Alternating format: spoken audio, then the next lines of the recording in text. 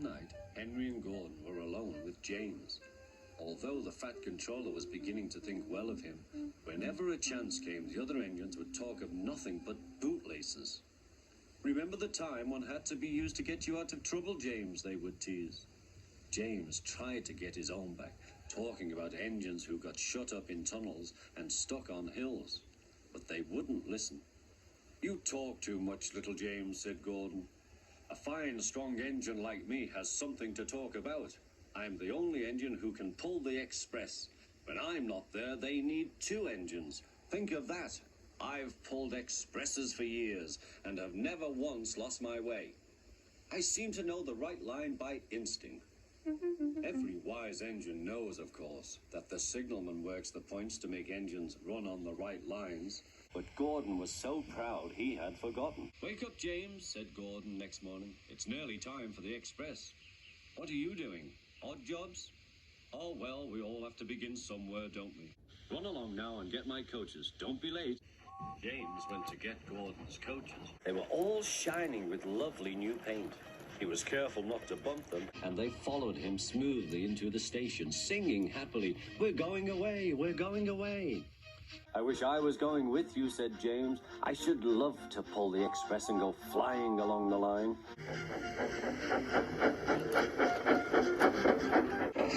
Gordon, with much noise and blowing of steam, got ready to back onto the train.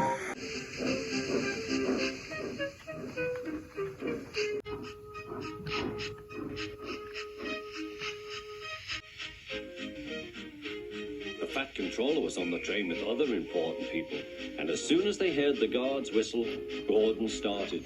Look at me now," he puffed, and the coaches glided after him. "Poop, poop, poop, poop, poop.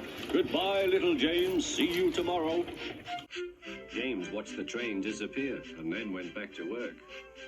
He pushed some trucks into their proper sidings and went to fetch the coaches for another train. James had just brought the coaches to the platform when he heard a mournful noise. There was Gordon trying to sidle into the station without being noticed. Gordon didn't answer. He just let off steam feebly. "Did you lose your way, Gordon?" said James. "No, it was lost for me.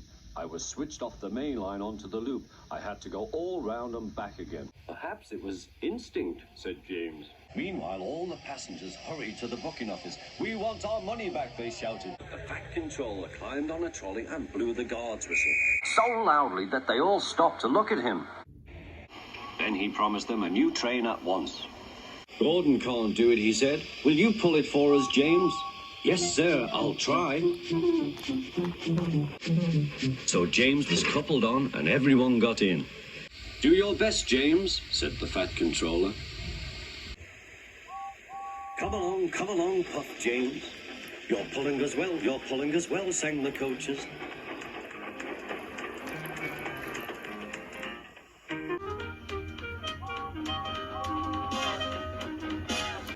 Bridges and stations flashed by, the passengers cheered, and they soon reached the station. Everyone said thank you to James, and the Fat Controller was very impressed. "Well done," he said. "Would you like to pull the express sometimes?" "Yes, please," answered James.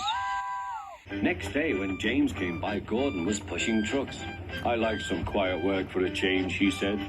"I'm teaching these trucks manners. You did well with those coaches, I hear." "Good, we'll show them." And he gave his trucks a bump. James and Gordon are now good friends. James sometimes takes the express to give Gordon a rest. Gordon never talks about bootlaces, and they are both quite agreed on the subject of trucks.